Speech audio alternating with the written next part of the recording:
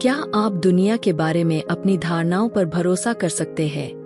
हम अक्सर मानते हैं कि दुनिया खतरों से भरी, असमानताओं से जकड़ी और निराशाजनक है। लेकिन सच्चाई इससे बिल्कुल अलग हो सकती है। आज हम जानेंगे इसी के बारे में, इसलिए इस वीडियो को अंत तक जरूर देखें। और अगर आपको हमारा वीडियो पसंद आए तो लाइक करें, शेयर करें और चैनल को सब्सक्राइब करना न भूलें। नमस्कार दोस्तों, स्वागत है आपके अपने चैनल द बुक ऑब्जर्वर पर, जहां हम आपके लिए लाते हैं बेस्ट सेलर बुक्स के समरी और रिव्यूज।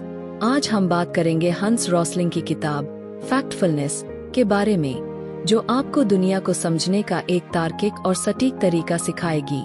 इस वीडियो में जानेंगे हम 10 इंसानी प्रवृत्तियों के बारे में जो हमारी सोच को प्रभावित करती है और कैसे हम अपनी सोच को अधिक तर्कसंगत बना सकते हैं। तो चलिए बिना देर किए शुरू करते हैं। चैप्टर 1, 7 लघु कल्पनाएं। यह भ्रांति हमें यह सोचने पर मजबूर करती है कि दुनिया में 2 बड़ी वर्गों के बीच एक विशाल अंतर है। उदाहरण के लिए, हमें लगता है कि अमीर और गरीब देशों के बीच का अंतर बहुत बड़ा है। हालांकि वास्तविकता यह है कि अधिकांश देश इस अंतर के बीच में आते हैं, और जो अंतर हमें दिखाई देता है वह वास्तव में बहुत छोटा होता है। हम स्वाभाविक रूप से नकारात्मक घटनाओं की ओर आकर्षित होते हैं और यही सोचते हैं कि दुनिया में केवल बुरी चीजें हो रही है। हालांकि आंकड़े बताते हैं कि अधिकांश चीजें समय के साथ बेहतर होती जा रही है, जैसे कि स्वास्थ्य और शिक्षा के क्षेत्र में सुधार। यह भ्रांति हमें यह सोचने पर मजबूर करती है कि जो चीजें सीधे साधे तरीके से बढ़ रही है वे हमेशा उसी दर पर बढ़ेंगी। वास्तविकता में वृद्धि अक्सर समय के साथ धीमी हो जाती है या असममित होती है। उदाहरण के लिए, विकासशील देशों में प्रगति एक सीधी रेखा की तरह नहीं होती, बल्कि एक लहर की तरह होती है। यह भ्रांति हमें लगता है कि दुनिया में अधिक खतरे और डरावनी स्थितियां हैं। मीडिया में अक्सर ऐसे समाचारों को प्रमुखता दी जाती है जो डर पैदा करते हैं, लेकिन आंकड़े दिखाते हैं कि वास्तविकता में बहुत से जोखिम घटित हो चुके हैं और हमारे जीवन की गुणवत्ता बेहतर हुई है। हम अक्सर किसी भी घटना या आंकड़े की बड़ी मात्रा को देखते हैं और मान लेते हैं कि इसका प्रभाव भी उतना ही बड़ा होगा, लेकिन हमें यह समझना चाहिए कि कभी-कभी छोटी समस्याएं भी बड़ी समस्याओं से ज्यादा महत्वपूर्ण हो सकती है। उदाहरण के लिए, छोटी छोटी बीमारियां और समस्याएं भी हमारे जीवन में महत्वपूर्ण भूमिका निभा सकती है। यह भ्रांति हमें किसी एक समूह के आधार पर अन्य लोगों या स्थितियों को सामान्यीकृत करने के लिए प्रेरित करती है। यह धारणा गलत हो सकती है, क्योंकि किसी विशेष समूह के अनुभव सभी के अनुभवों का प्रतिनिधित्व नहीं करते हैं। हम सोचते हैं कि कुछ चीजें या लोग अपनी प्रकृति के अनुसार ही होते हैं और उनका भाग्य पहले से ही तय होता है, लेकिन यह धारणा गलत हो सकती है। बहुत सी चीजें समय के साथ बदलती है और सुधार की संभावना होती है। चैप्टर 2, पढ़े लिखे और अनपढ़ लोगों का अंतर। रॉसलिंग बताते हैं कि शिक्षित लोग आमतौर पर दुनिया के बारे में अधिक सटीक जानकारी रखते हैं। शिक्षा न केवल लोगों को तथ्यों को समझने में मदद करती है, बल्कि यह उन्हें विश्लेषणात्मक सोच और तार्किक विचार की क्षमता भी प्रदान करती है। शिक्षित लोग अधिक सांस्कृतिक और सामाजिक विविधताओं को समझ सकते हैं और वैश्विक मुद्दों पर बेहतर दृष्टिकोण रख सकते हैं। अनपढ़ या कम शिक्षित लोगों को अक्सर विश्वसनीय सूचनाओं की कमी होती है। उन्हें मीडिया और समाचारों से सही और सटीक जानकारी प्राप्त करने में कठिनाई होती है, जिससे उनकी सोच और धारणाएं प्रभावित होती है। इसके विपरीत, शिक्षित लोग विभिन्न स्रोतों से जानकारी प्राप्त कर सकते हैं और उसे सही तरीके से मूल्यांकन कर सकते हैं। शिक्षा का अभाव लोगों को विभिन्न भ्रांतियों और गलत धारणाओं का शिकार बना सकता है। जैसे कि अनपढ़ लोग अक्सर मानते हैं कि दुनिया में सब कुछ बहुत खराब है, जबकि शिक्षित लोग तथ्यों और आंकड़ों के आधार पर यह समझ सकते हैं कि दुनिया में कई क्षेत्रों में सुधार हो रहा है। शिक्षित लोग आमतौर पर आंकड़ों को बेहतर तरीके से समझते हैं और उनका सही उपयोग कर सकते हैं। वे डेटा की व्याख्या करने में सक्षम होते हैं और सांख्यिकीय प्रवृत्तियों को पहचान सकते हैं। इसके विपरीत, अनपढ़ लोग अक्सर आंकड़ों को गलत तरीके से समझते हैं या उनकी महत्वपूर्णता को नहीं पहचान पाते। शिक्षा के स्तर के आधार पर लोगों की सामाजिक और आर्थिक धारणाएं भी भिन्न होती है। शिक्षित लोग आर्थिक और सामाजिक सुधारों को अधिक खुले दिल से स्वीकार करते हैं और बदलाव के प्रति अधिक सकारात्मक दृष्टिकोण रखते हैं। शिक्षा का स्तर जीवन की गुणवत्ता और स्वास्थ्य पर भी प्रभाव डालता है। शिक्षित लोग आमतौर पर बेहतर स्वास्थ्य और जीवन की गुणवत्ता का अनुभव करते हैं, क्योंकि वे स्वास्थ्य संबंधी जानकारी को बेहतर तरीके से समझ सकते हैं और उसका पालन कर सकते हैं। शिक्षित लोग भविष्य के प्रति अधिक आशावादी होते हैं। वे जानते हैं कि समाज में सुधार और प्रगति संभव है और इस प्रकार वे सकारात्मक सोच रखते हैं। इसके विपरीत कम शिक्षित लोग अक्सर भविष्य के प्रति निराशावादी होते हैं और उन्हें सुधार की संभावनाएं कम नजर आती है। चैप्टर 3, हथियार और भयंकरता की धारणाएं। रोसलिंग बताते हैं कि हम अक्सर दुनिया को भयंकरता और खतरों की दृष्टि से देखते हैं, जैसे कि युद्ध, आतंकवाद और हिंसा। मीडिया और समाचार अक्सर भयंकर घटनाओं को प्रमुखता से दिखाते हैं, जिससे हमें लगता है कि दुनिया असुरक्षित और खतरनाक है। हालांकि वास्तविकता यह है कि कई भयंकरता और खतरों में कमी आई है। दुनिया में कई क्षेत्रों में सुरक्षा और शांति में सुधार हुआ है, जैसे कि पिछले कई दशकों में युद्धों की संख्या में कमी आई है और वैश्विक हिंसा की दर भी घट गई है। लोगों की सुरक्षा और जीवन की गुणवत्ता में सुधार हुआ है। मीडिया का भयंकरता और आतंकवाद के मुद्दों को अधिक हाइप करके प्रस्तुत करने का प्रभाव लोगों की सोच पर पड़ता है। जब हम आतंकवाद या हिंसा के आंकड़ों को देखते हैं, तो हमें यह ध्यान रखना चाहिए कि मीडिया द्वारा दिखाए गए आंकड़े अक्सर वास्तविकता का पूरा चित्र नहीं होते हैं। जब हम भयंकरता और हिंसा के आंकड़ों का विश्लेषण करते हैं, तो हमें लंबे समय के ट्रेंड्स को देखना चाहिए। उदाहरण के लिए, अगर हम साल दर साल के आंकड़ों को देखेंगे, तो हम पाएंगे कि हिंसा और भयंकरता की घटनाओं में कमी आई है, न कि वृद्धि। जैसे कि टीकाकरण, बेहतर चिकित्सा सेवाएं और बेहतर सार्वजनिक स्वास्थ्य नीतियां लोगों की सुरक्षा और स्वास्थ्य को बेहतर बना रही है। हमें अपने पूर्वाग्रहों और डर को दूर करना चाहिए और भयंकरता को वास्तविकता के साथ जोड़कर देखना चाहिए।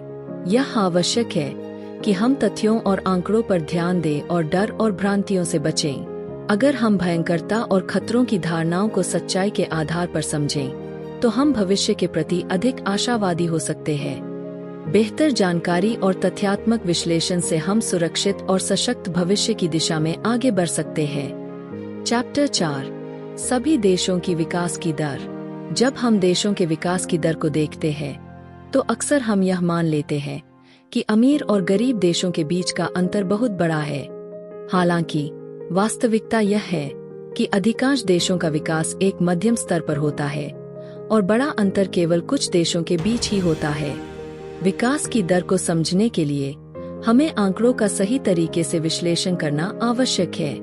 अक्सर लोग सीधे आंकड़ों को देखने के बजाय प्रतिशत वृद्धि की ओर ध्यान देते हैं, लेकिन वास्तविक विकास को समझने के लिए हमें समय के साथ आंकड़ों की तुलना करनी चाहिए।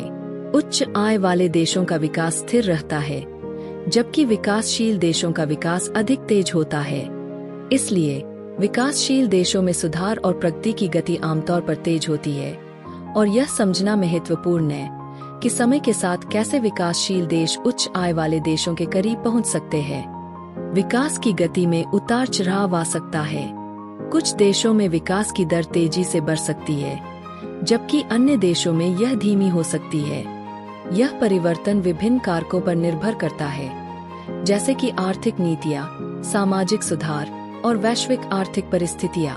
विकास के ट्रेंड्स को समझने के लिए हमें लंबी अवधि के आंकड़ों की आवश्यकता होती है। एक साल के आंकड़े पूरी तस्वीर नहीं दिखाते। विकास की वास्तविक स्थिति को समझने के लिए हमें दशकों के आंकड़ों को देखना चाहिए। हमारी भ्रांतियां और पूर्वाग्रह अक्सर हमें विकास की सच्चाई को समझने से रोकते हैं। उदाहरण के लिए, हम अक्सर मानते हैं कि सभी गरीब देशों की स्थिति खराब है और सभी अमीर देशों की स्थिति बहुत अच्छी है। लेकिन आंकड़े यह दिखाते हैं कि बहुत से गरीब देश भी समय के साथ सुधार कर रहे हैं। सही आंकड़ों और तथ्यों पर ध्यान देने से हम वैश्विक विकास की सही तस्वीर को समझ सकते हैं। यह आवश्यक है कि हम विकास की दर को समझने के लिए सही दृष्टिकोण अपनाएं और पूर्वाग्रहों से बचें। चैप्टर 5 विवाद और असहमति के बारे में तथ्य। रॉसलिंग बताते हैं कि विवाद और असहमति स्वाभाविक है और ये अक्सर लोगों की विभिन्न दृष्टिकोणों और अनुभवों से उत्पन्न होते हैं। हालांकि इन विवादों को समझने और सुलझाने के लिए हमें तथ्यों और आंकड़ों पर ध्यान देना चाहिए। विवादों और असहमतियों को समझने के लिए साक्षात्कार और आंकड़ों का सही तरीके से विश्लेषण करना महत्वपूर्ण है। आंकड़े हमें वास्तविक स्थिति को समझने में मदद करते हैं और हमें पूर्वाग्रहों से बचाते हैं। सार्वजनिक राय अक्सर तथ्यों से मेल नहीं खाती। मीडिया और विभिन्न स्रोत अक्सर केवल एक पक्ष को प्रमुखता देते हैं, जिससे हमारी सोच प्रभावित हो सकती है। इसलिए वास्तविक तथ्यों को समझना और उनके आधार पर निर्णय लेना आवश्यक है। विवाद और असहमति के मुद्दों को सही तरीके से समझने के लिए हमें संबंधित आंकड़ों का गहन विश्लेषण करना चाहिए। उदाहरण के लिए, अगर कोई विवाद स्वास्थ्य या शिक्षा के मुद्दे पर है, तो हमें इन क्षेत्रों के आंकड़ों को समझकर ही निष्कर्ष पर पहुंचाना चाहिए। विवाद और असहमतियों के पीछे अक्सर भ्रांतियां और पूर्वाग्रह होते हैं। हमें अपनी धारणाओं को चुनौती देना चाहिए और तथ्यों के आधार पर सोचने की कोशिश करनी चाहिए। व्यक्तिगत साक्षात्कार और डेटा के बीच अंतर हो सकता है। व्यक्तिगत अनुभवों को तथ्यात्मक डेटा से अलग करके देखना चाहिए, क्योंकि व्यक्तिगत अनुभव कभी-कभी सांख्यिकीय वास्तविकता को दर्शा नहीं सकते। विवादों और असहमतियों को समझने के लिए हमें संतुलित दृष्टिकोण अपनाना चाहिए। हमें विभिन्न दृष्टिकोणों को सुनना चाहिए और तथ्यों पर ध्यान केंद्रित करना चाहिए, बजाय इसके कि हम केवल एक पक्ष की बात मानें। चैप्टर 6 संपत्ति और गरीबी का परिदृश्य। रॉसलिंग बताते हैं कि हम अक्सर वैश्विक संपत्ति और गरीबी को बहुत सरल दृष्टिकोण से देखते हैं, जैसे कि अमीर और गरीब देशों के बीच एक बड़ा अंतर है। हालांकि वास्तविकता यह है कि अधिकांश देश इस अंतर के बीच में आते हैं और संपत्ति और गरीबी का परिदृश्य अधिक जटिल है। वैश्विक आय वितरण को समझने के लिए हमें आय के स्तर की सही जानकारी प्राप्त करनी चाहिए। दुनिया में कई देशों में मध्यम आय वाले लोग हैं और बहुत से लोग गरीबी की रेखा से ऊपर निकल चुके हैं। आय के अंतर को समझने के लिए हमें एक समय के साथ बदलते हुए आंकड़ों की समीक्षा करनी चाहिए। अधिकांश गरीब देश भी समय के साथ विकास कर रहे हैं और उनकी आर्थिक स्थिति में सुधार हो रहा है। हालांकि कुछ देश अभी भी गरीब बने हुए हैं, लेकिन उनकी संख्या में कमी आ रही है। वैश्विक आर्थिक वृद्धि के कारण गरीबी में कमी आई है। उदाहरण के लिए, कई देशों में जीवन स्तर में सुधार हुआ है और बहुत से लोगों ने गरीबी से बाहर निकलने में सफलता प्राप्त की है। गरीबी केवल आय की कमी तक सीमित नहीं होती, यह स्वास्थ्य, शिक्षा और जीवन की गुणवत्ता से भी संबंधित है। इसलिए गरीबी के विभिन्न पहलुओं को समझने के लिए हमें व्यापक दृष्टिकोण अपनाना चाहिए। अध्याय में यह चर्चा की गई है कि संपत्ति और गरीबी का परिदृश्य सामाजिक और आर्थिक संरचनाओं पर निर्भर करता है। विकासशील देशों में सामाजिक और नीतिगत सुधारों के कारण संपत्ति और गरीबी के परिदृश्य में बदलाव आ सकता है।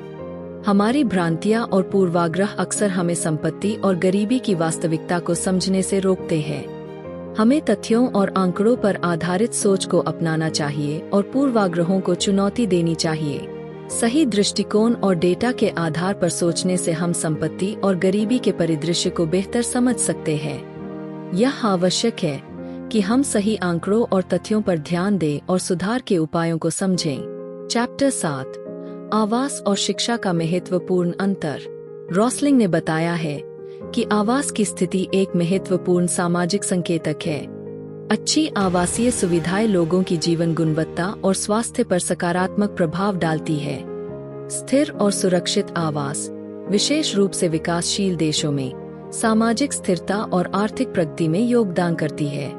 शिक्षा का प्रभाव भी अत्यंत महत्वपूर्ण है। शिक्षा से केवल व्यक्तिगत कौशल और रोजगार की संभावनाएं ही नहीं बढ़ती, बल्कि यह सामाजिक और आर्थिक प्रगति के लिए भी एक महत्वपूर्ण कारक है। बेहतर शिक्षा से लोग अधिक जानकार और साक्षर बनते हैं, जो समाज और देश की समग्र प्रगति को बढ़ावा देता है। आवास और शिक्षा दोनों अलग अलग तरीके से समाज को प्रभावित करते हैं।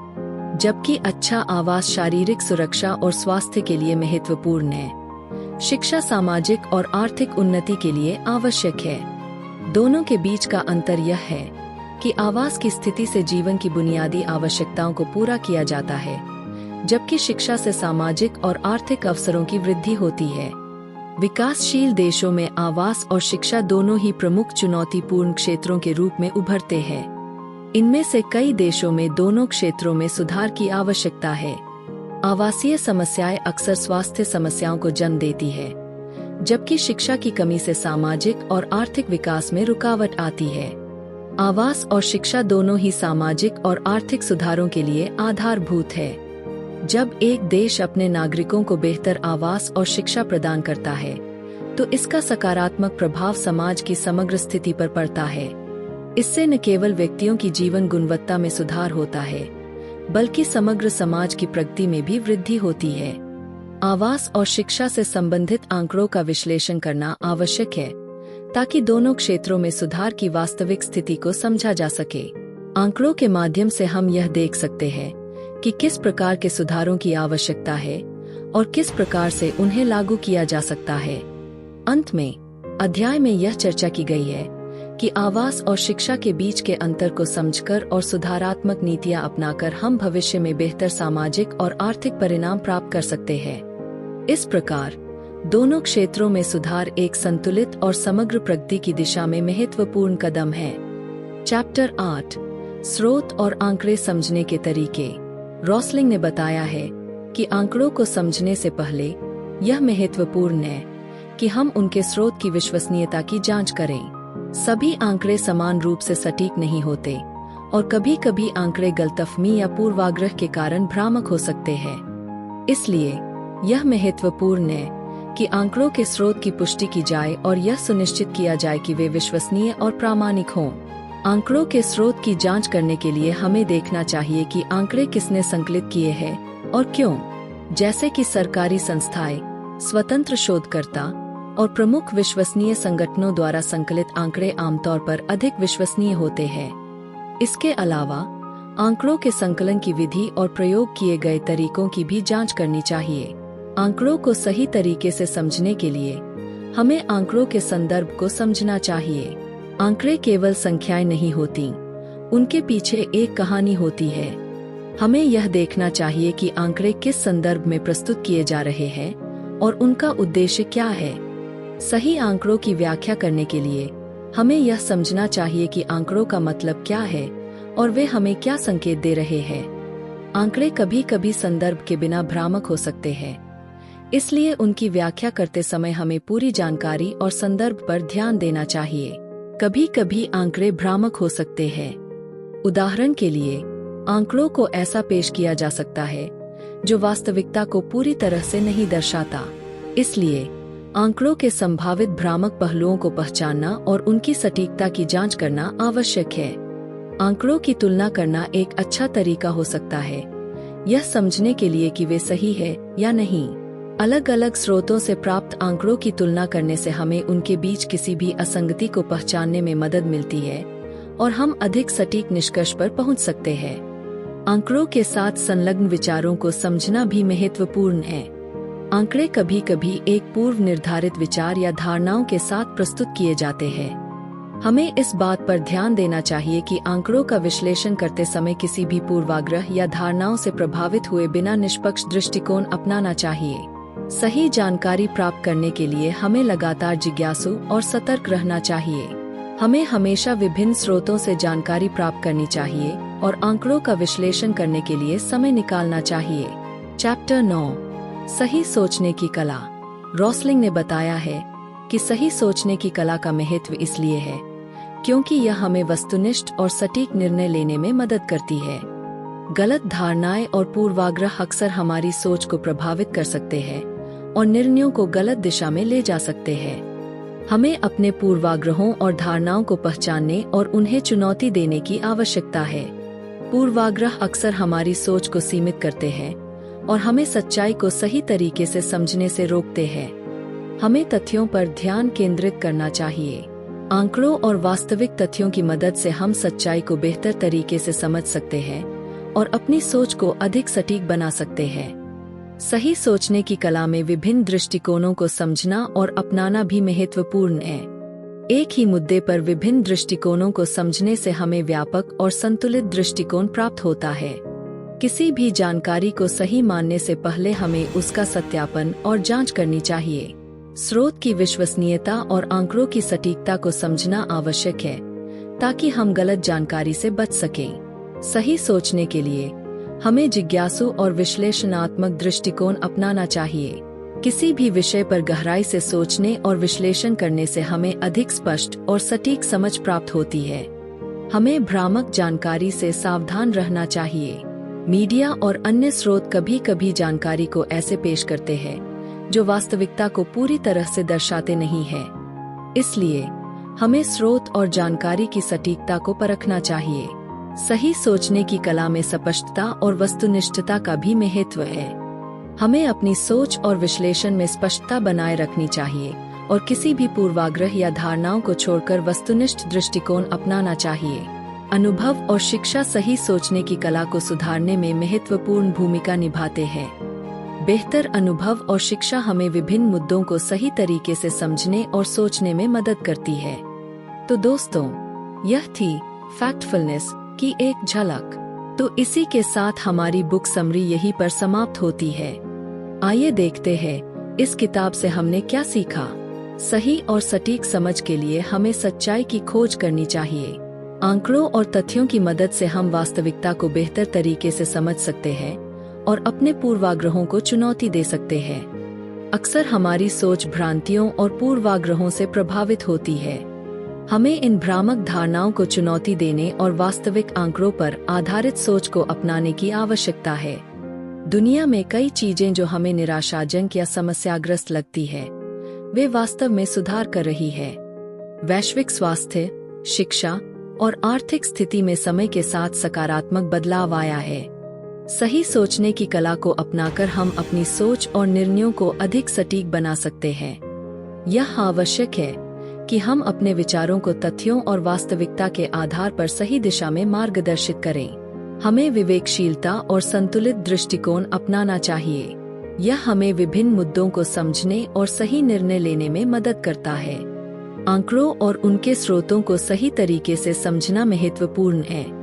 सही और विश्वसनीय आंकड़े हमें सच्चाई को पहचानने और वास्तविकता को समझने में मदद करते हैं। हमें दुनिया के प्रति एक सकारात्मक दृष्टिकोण अपनाना चाहिए। सकारात्मक दृष्टिकोण से हम समस्याओं को बेहतर तरीके से समझ सकते हैं और समाधान निकालने में सफल हो सकते हैं। आपके साथ इस यात्रा पर होने के लिए मुझे खुशी हुई। अगर आपको यह वीडियो पसंद आया हो तो इसे लाइक और शेयर करना न भूलें। इससे हमें प्रेरणा मिलती है और हम आपके लिए और भी बेहतरीन वीडियो ला सकते हैं। और हाँ, हमारे चैनल द बुक ऑब्जर्वर को सब्सक्राइब करना ना भूले। सब्सक्राइब करने के बाद बेल आइकन दबाएं ताकि आपको हमारी नई वीडियो की नोटिफिकेशन सबसे पहले मिले और हमारी नई वीडियो की अपडेट्स सबसे पहले पा सकें। अगर आपके पास कोई सवाल या सुझाव हो तो नीचे कमेंट बॉक्स में लिखें। हमारी आने वाली वीडियो में हम और भी दिलचस्प किताबों के बारे में बात करेंगे, तो बने रहिए हमारे साथ। अगली बार फिर मिलेंगे एक और बेस्ट सेलर और अमेजिंग बुक समरी के साथ। तब तक के लिए खुश रहिए, स्वस्थ रहिए और सकारात्मक सोचते रहिए। धन्यवाद।